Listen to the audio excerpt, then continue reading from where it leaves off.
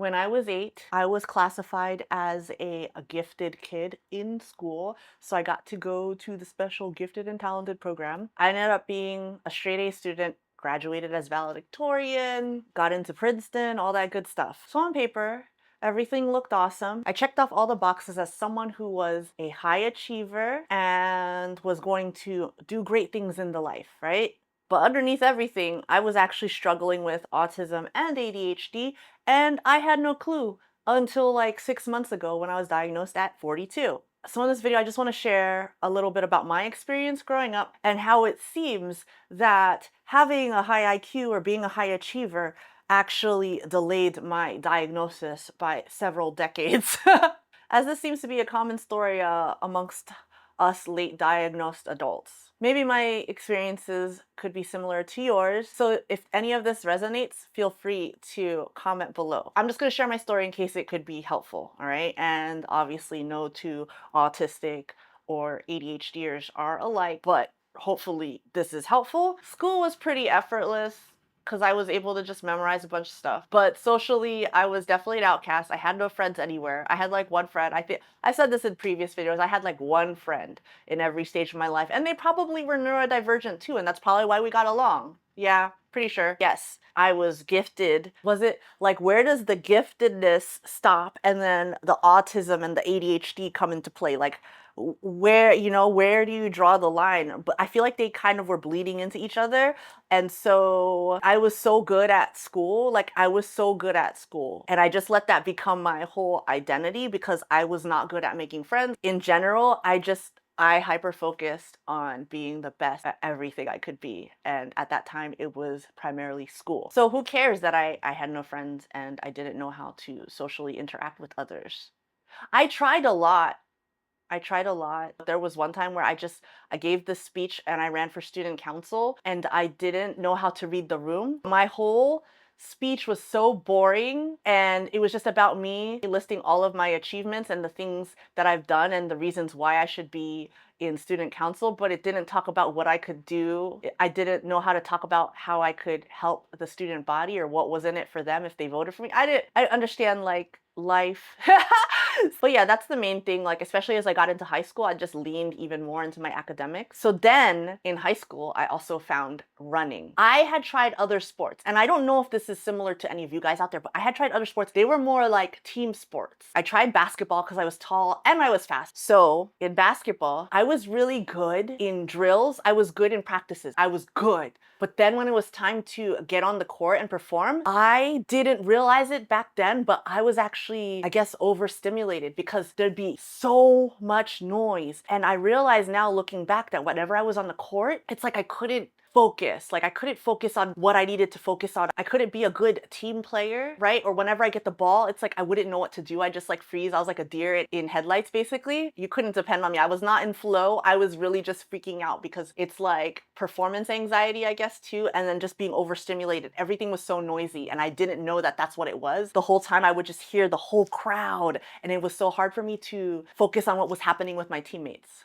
But I found track. Track is easier because it's more of an individual sport. There's relays, but what I realized with track is that when I would run, everything else would melt away. All I would hear is my breathing and my cadence. And I didn't obviously grasp the importance of that, but I just knew I was better at that than I was at like any of the team sports. So I just gave everything to track. And it was also very helpful because I did that activity 5 days a week after school. I realize now that that helped me to stay regulated. It got rid of all of my excess energy. So I did sleep really well at night. I realize now looking back too, like if I wasn't running, it's like those days I was more restless, I was more anxious. I didn't have that same amount of regulation because I didn't have anywhere for my excess energy to go. So like looking back now, I'm like, okay, that's why I loved track so much and that's why I was good with it. Even when people were screaming in the stands, it's like, it's so funny because in that instance, all I could hear was my dad. The whole stadium could be loud, but I would always be able to hear my dad and he'd just be like, they're breathing on you, girl. Don't let them breathe on you, girl. They got bad breath. Oh my gosh, I miss my dad. And then also the routine and the structure. The routine and the structure were like perfect for me. Like it was just really good for me. And I realized that that was what was keeping me grounded throughout high school. And I'm glad that my best friend was also my fellow track star. Like I was lemon and she was lime. I was yellow and she was green. And we had these matching track suits. You just need like one good friend who is all in with you. That it's like you're not too much for them. We don't talk as much anymore now, but when we do, it's like old times. I had been reading a lot about it and like how people that might have like maybe gifted or have a high IQ, but also at the same time they have something like autism or ADHD. It's like the giftedness part of it kind of masks, you know, it kind of hides your struggles. Yeah, it's like I believe it's called like twice exceptional, where it's like, yes, you're gifted and you're excelling in a lot of stuff, but it masks the fact that you actually are dealing with a disability such as autism or ADHD over here. So I've just been learning more about that whole concept of being overlooked because of those areas in which you are doing really well. So I guess in my case, I'm just saying that because I was super good at like pattern recognition, like autism and all that stuff, math, memorization, facts, everything like that, photographic memory. And then when I wanted to, I could hyper focus. Hyper focus really came into play for like clarinet, like being really good at track. I would really hyper focus on track like whenever I was there. I loved it so much. I really did. So all of this to say is that at the time I didn't realize it, but I basically found workarounds to continue to like hide behind the mask that I didn't know I had. Like it was never so bad that I got to the point of burnout until I got to college. By the way, I do have a free AuDHD community if that is of interest to you. The link is down below. It's on school, and yeah, feel free to join if you'd like and I'll let you in. All right, back to the video. But for college, it's like more of a choose your own adventure.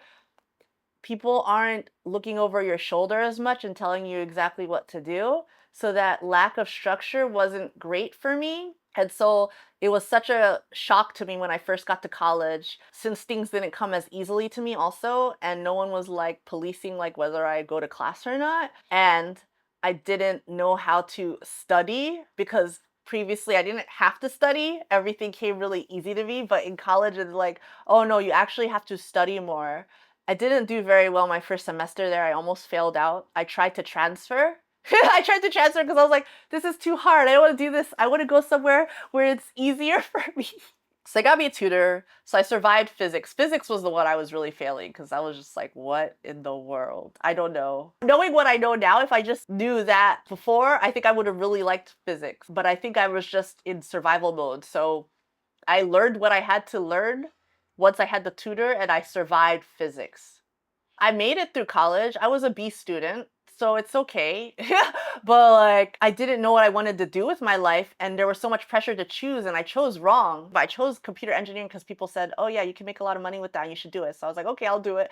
And then it wasn't until my junior year that I realized I didn't want to do it because it's like the way that college is structured, it's like you have to do all these prereqs first, and then it's like, and then when I got to junior year, that's when you start taking like your specialized classes, and that's when I was like, oh, I don't like programming.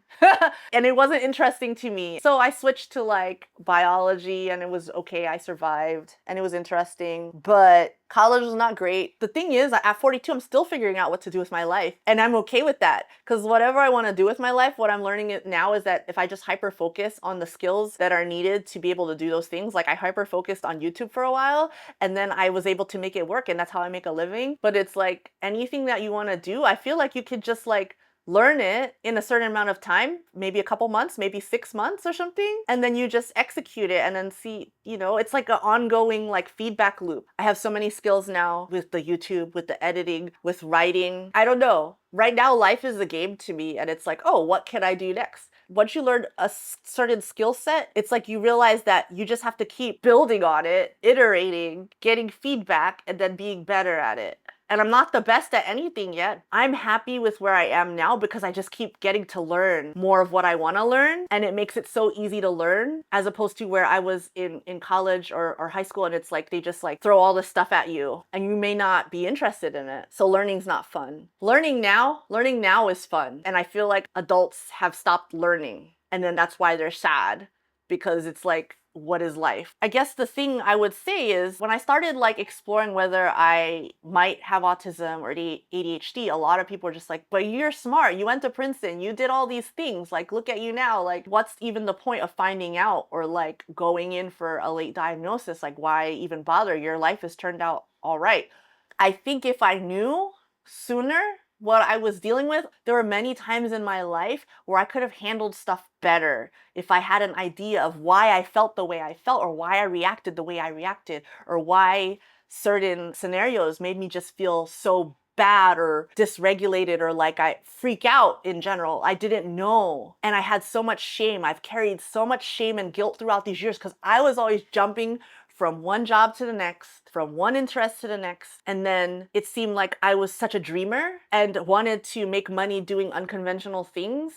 And a lot of people just doubted me because of that. I didn't give myself permission to fully explore what I wanted to fully be interested in what I wanted to be interested in, because it just didn't seem conventional and it seemed like it was a waste of time, and it just seemed like I was just having these fantasies of what life could be. But I didn't know that I was actually dealing with all this other stuff underneath the surface, and it really didn't come out until I had kids. Oh my goodness, that's a whole that's a whole other story too. So it's just wild to look back and realize that that I needed more support, I needed more help, and I didn't know how to ask for help because I was the A student. I should have had everything together.